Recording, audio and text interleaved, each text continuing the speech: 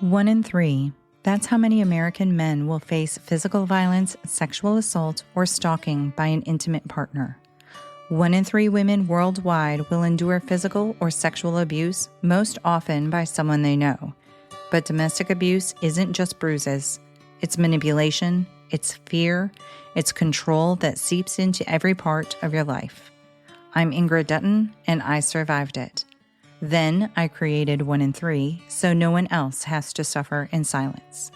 Each week, we break that silence together. Occasionally joined by survivors, loved ones, and experts, we talk about the pain, yes, but also about the healing, resilience, and the fight to reclaim your life. This podcast is more than awareness, it's a lifeline. And a reminder, you are seen, you are heard, you are never alone. Search for 1 in 3 wherever you get your podcasts, because every voice matters and every story deserves to be heard.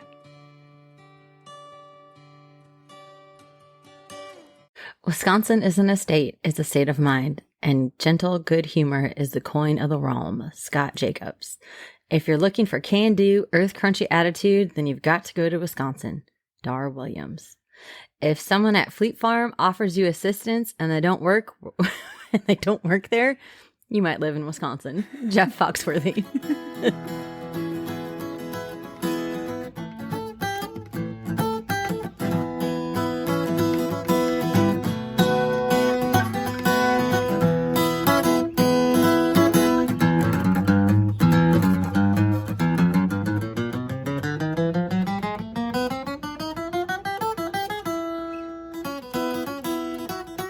Hello, Wisconsin Jessica. Oh, hey. How are you doing? I'm doing okay, you know. That, papers. Papers. That Jeff Foxworthy one had me cracking up. Just a sidebar, I actually did work at Fleet Farm. I know you did. Yeah. And there's also Farm and Fleet. There is. They're not the same. They are not. But I worked at Fleet Farm. Mm-hmm. And Winona, right? Yes. And I had to sit in the gas hut occasionally, which was the most boring thing ever. Because they didn't let us do homework. And they would watch us. There? Yeah. Ugh. So you would try to sneak homework in, but you had to pretend you weren't looking at anything. And this was pre-cell phone, so you couldn't play on your phone. Exactly. Oh, old. So old. Okay, well, welcome to another situation. That's Ingrid. That's Jessica. Hi. This is Wisconsin, but we're not in Wisconsin. We're together in Nashville, Tennessee. Howdy from Nashville. Howdy. With Mickey and Kara. They don't know we're recording, otherwise they'd be up here. So it's a secret. Shh. Don't tell them. Maybe they won't listen to this one. Yeah, right. Kara's our most loyal listener. She's yelling at us right now. She's been yelling at us all weekend, so it's really not anything different. She's yelling at us right now? Listening, yeah. She's yelling at us. Oh, I see what you mean. Yeah, you're so pretty. Oh. Kristen and Todd are downstairs. Mm-hmm. They're feeling a bit hungover, so they're not being so loud. They're a little flat today. Yeah. Because they're paper. They couldn't make it, so we put their pictures on sticks and makeup on Kristen. She's so pretty. So pretty. Okay. All right. You talk. I'm going to go get ready a little bit. Okay. And I'll be back in. You guys are stuck with me. Yay. Good luck. Have fun. Bye. Me? Have fun? Who am I talking to? You're the one who said have fun. I don't know who I'm talking to. Okay, this is going to be interesting. So my sources are Encyclopedia Britannica, Bureau of Indian Affairs, Wisconsin Historical Society, History.com, and OnlyInYourState.com. All right, here is the history of the great state of Wisconsin. Paleo Indians arrived in Wisconsin around 12,000 years ago. 12,000? Yeah, 12,000. Around 10,000 BC at the end of the Ice Age. The retreating glaciers left behind a tundra. Get it? Tundra, frozen tundra, Green Bay. Anyways, in Wisconsin, inhabited by large animals such as mammoths, mastodons, bison, giant beaver, and muskox. The Boaz mastodon and the Clovis artifacts discovered in Boaz, Wisconsin, show that the Paleo Indians hunted these large animals. They also gathered plants as conifer forests grew in the glacier's wake. With the decline and the extinction of many large mammals in the Americas, the Paleo Indian diet shifted towards smaller mammals like deer and bison. During the Archaic period, from 6000 to 1000 BC, people continued to depend on hunting and gathering. Around 4000 BC, and this is in Wisconsin, but I think it's a lot of the United States, maybe. Around 400 BC, they developed spear throwers and copper tools such as axes, projectile points, knives, fish hooks, and harpoons. Copper ornaments like beaded necklaces also appeared around 1500 BC. These people gathered copper ore at quarries at the Keweenaw Peninsula in Michigan and on the Isle Royale in Lake Superior. Early woodland period started around 1000 BC and agriculture began. The primary crops were maize, beans, and squash. Agriculture, however, could not sufficiently support these people who also had to hunt and gather. So agriculture at this time was more akin to gardening than it was to farming. And villages emerged along rivers, streams, and lakes, and the earliest earthen burial mounds were made. In the late woodland period, which started around 400 AD, the people of Wisconsin first used the bow and arrow in the final centuries of the woodland period. That was a weird sentence. And agriculture continued to be practiced in the southern part of the state. The effigy mound culture dominated southern Wisconsin during this time, and they were building earthen mounds in the shapes of animals, which apparently Wisconsin is covered in, and I did not know that. Unlike earlier mounds, many of these were not used for burials.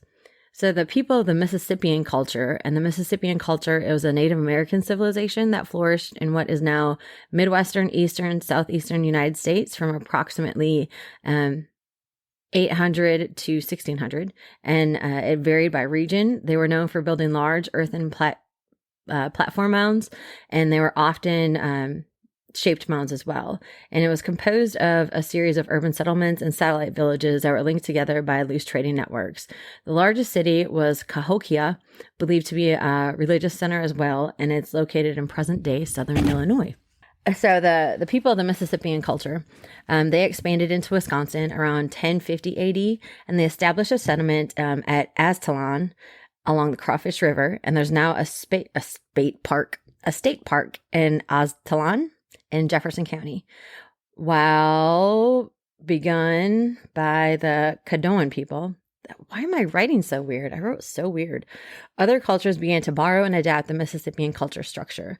This elaborately planned site may have been the northernmost post of Cahokia, although it is now known that some Sioux people lived on the Mississippi River may have taken part in the culture as well. Anyways, the site was it was traded and it was clearly influenced by the Cahokian in southern Illinois. Both woodland and Mississippian people inhabited Aztalan. I'm probably saying that wrong, and it's in my own state, which was connected to the extensive Mississippian trade network. Shells from the Gulf of Mexico, copper from Lake Superior, and Milk Creek have been found at the site. Aztalan was abandoned around 1200 AD, and the Oneota people later built agriculturally based villages similar to those of the Mississippians, but without the extensive trade networks in the state. So by the time the first Europeans arrived in Wisconsin, my brain is done from this weekend and I cannot pronounce any of these words. Oneota had disappeared. The historically documented inhabitants as the first European incursions were the Siouan-speaking Dakota, Eote, to the northwest, the Chaiwir-speaking Ho-Chunk, and they're also called Winnebago, and the Algonquian Menominee to the northeast. Their lands began approximately north of Green Bay. The Chaiwir lands were south of Green Bay and following the rivers to the southeast. Over time, other tribes moved to Wisconsin, including the Ojibwe, the Illinois, the Fauq, the Sauk, and the Mohican. The Mohican were the last groups to arrive, coming from New York after Congress passed the Indian Removal Act of 1830. The first European explorers came to Wisconsin in the 1600s. The groups living there, I already talked about this. Okay. Out of that large group, so the groups that were living there were the Ojibwa, the Menominee, the Ho-Chunk, Winnebago, Potawatomi, Kickapoo, Sauk, Fox, Illinois, Miami, Mascoutin, Huron, Ottawa, Santee Sioux. Out of this vast group, only 4 remained: the Ojibwa, the Menominee, Ho-Chunk, and Potawatomi. There are some tribes that migrated from the east, the Stockbridge and Munsee bands of the Mohicans and the Brethren and the Oneida. It is guessed that Jean Nicolet was the first European to enter what is now known as Wisconsin. Wisconsin remained under French control until 1763 when it was taken over by the British. It became part of the United States in 1783 through the Peace of Paris treaties. Europeans took no time settling in. They cleared out the land for farms, and they cut down the trees for lumber. They kicked out the natives through treaties or military defeats. The southwestern part of Wisconsin was home to 4,000 miners by 1829, and it continued to grow. It continued to groan. That's what I wrote. Oh, geez. The Wisconsin Territory was created in 1836. The territory consisted of present-day Wisconsin, Iowa, Minnesota, and other parts of North and South Dakota. In 1848, Wisconsin became part of the Union and the 30th state. Not stated. Gosh, I don't think I grammar check this. I just type and go. All right. Mining iron ore was being done in the northern part of the 1880s. After mining ran its course, agriculture, particularly dairy farming, became dominant. Since 1920, Wisconsin has been first in the country for cheese production and near the top in the production of milk and other dairy products. Go, Wisconsin! The trees of the North were decimated in the 1870s for commercial lumbering. In the 1850s, Wisconsin was a leader in abolishing slavery. Slaves would stop in Wisconsin on their way to Canada in an Underground Railroad. In 1851, Wisconsin abolitionists held meetings in a little white schoolhouse in Ripon, where they decided to create a new political party. Today, the little white schoolhouse is deemed to be the birthplace of the Republican Party. To further along politics, in the 1900s, the Progressive Party got its start in Wisconsin, which led to the state being a leader in Southern legislation. The bills included a Corrupt Practice Act, a Workers' Compensation Act, and the first state income tax law. The progressive movement led to the quote-unquote Wisconsin idea. The goal was to bring government, citizens, and professors of UW together to solve political, social, and economic problems. The name Wisconsin, where did it come from? So Wisconsin was originally Mesconsing, and the English spelling of the French version, this is so convoluted.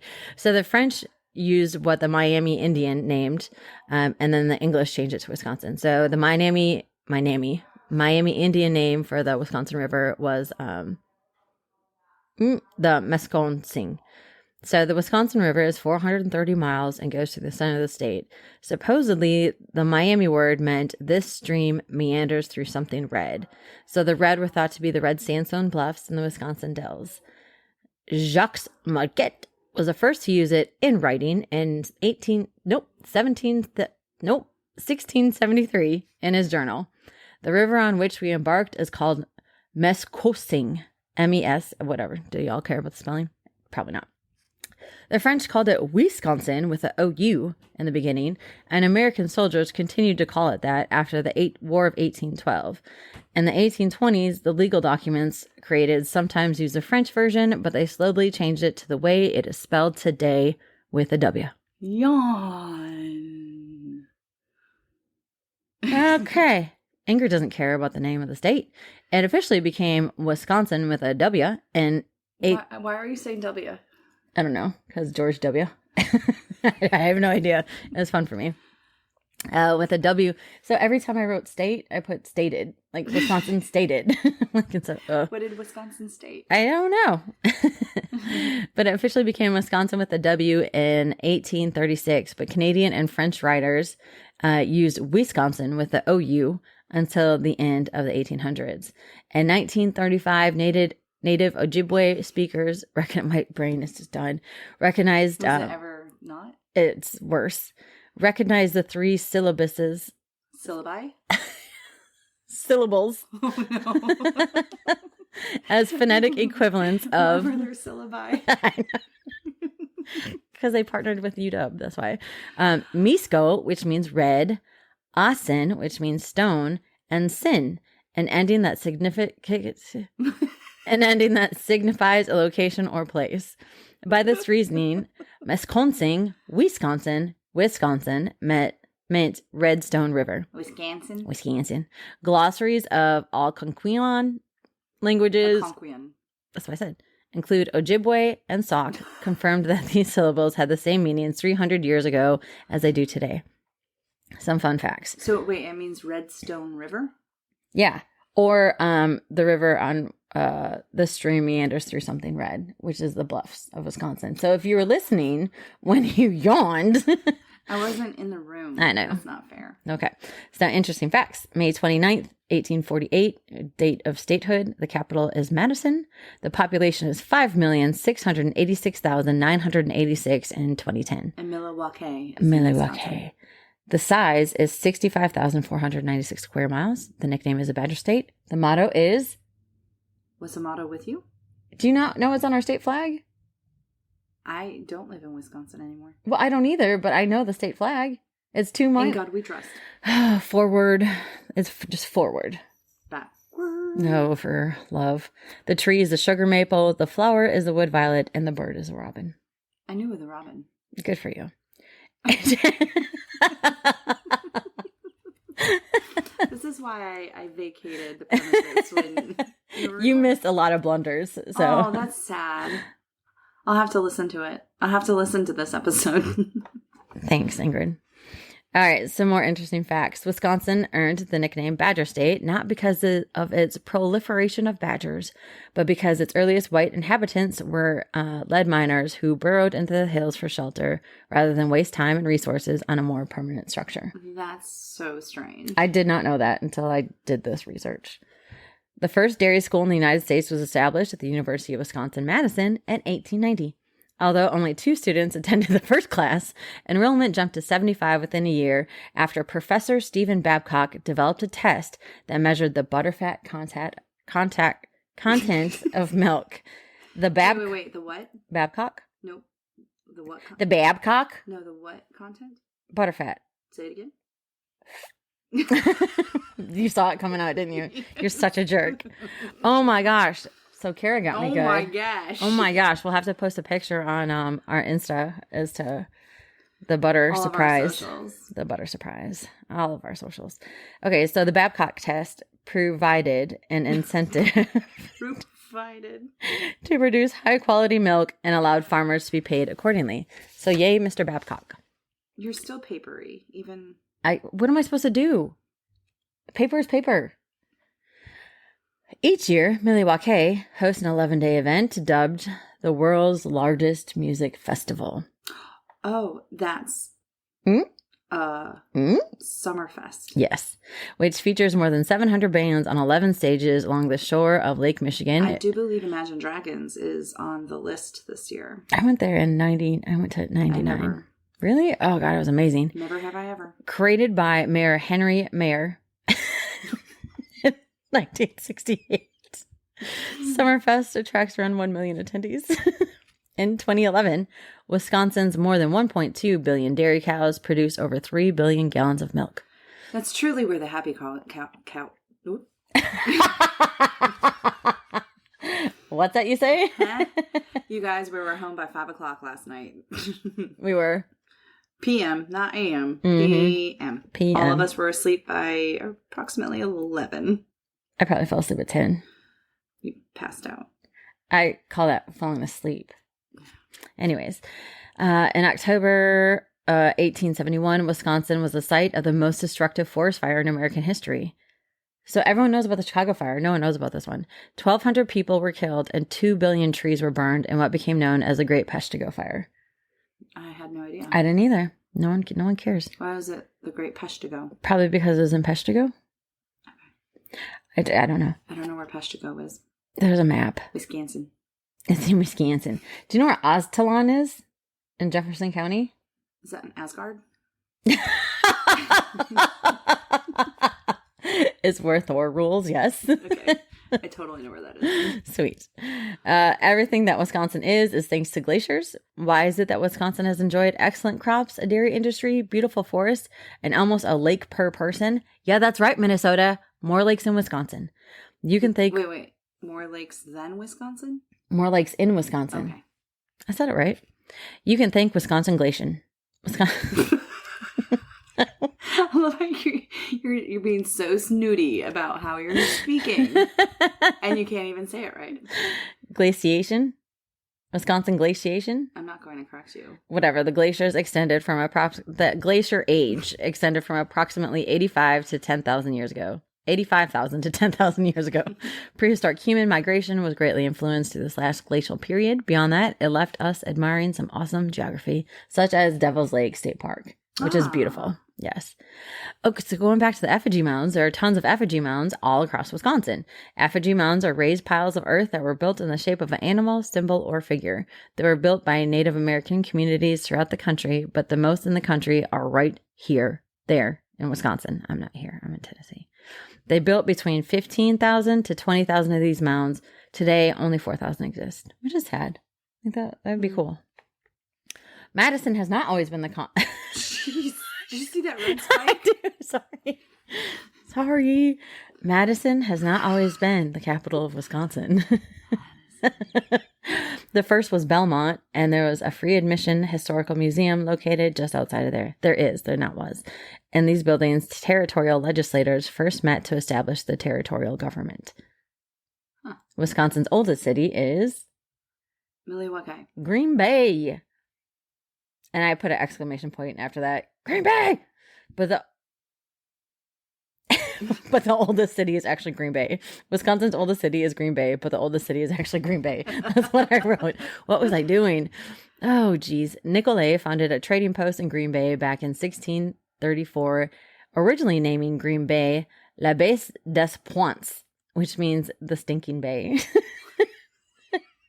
The British renamed it to Green Bay. So thanks, because the stinking Bay Packers does not sound. You stink. Stinky cheese. The first American kindergarten was started in Wisconsin. The first American kindergarten was actually started in Watertown, Wisconsin. Why am I repeating myself? It was opened in 1856 by Marguerite Schurz, who started a home kindergarten for her daughter and 4 of her cousins, and she let other kids come in. Gangsters like Wisconsin. Yeah. Uh-huh. The originals. You might think that all the old-time gangsters operated in Chicago or on the East Coast, but there is a huge history of gangsters. Are we going to talk about Capone again? Up in Wisconsin, at full circle. Syllabi. They really enjoyed... Syphilis. Syllabi. Syllabus and syllabi. Syllabus and syllabi. Syllabus will be on your syllabi later today. You better study. They really enjoyed Waukesha County, particularly Oconomowoc. I don't know why. Some notorious vacationers include Babyface Nelson, Bugs Moran, John Dillinger, and of course, Al Capone. Al Syphili Capone. And that is your history of Wisconsin. Lovely. Totally. All right. Let's wrap this up because we need to go. I know. That's why I was trying to talk as fast as possible. Okay. So B from Wisconsin. Be a cheesehead. Don't be a stinking bay. Don't be getting syllabi. On your syllabi. On your syllabi.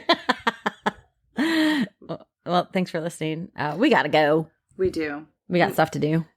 Well, y'all have a great time.